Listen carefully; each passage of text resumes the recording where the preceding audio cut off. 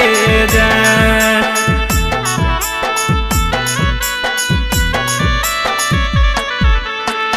तोरा बिना जीवो नया अकेले मारा जाइबो।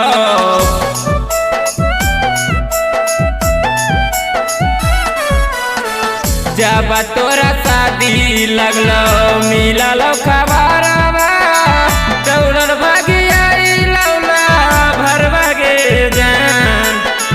जब तोरा शादी लगलो मिलल खबरवा दौड़ल भागी लौला भर भागे जान।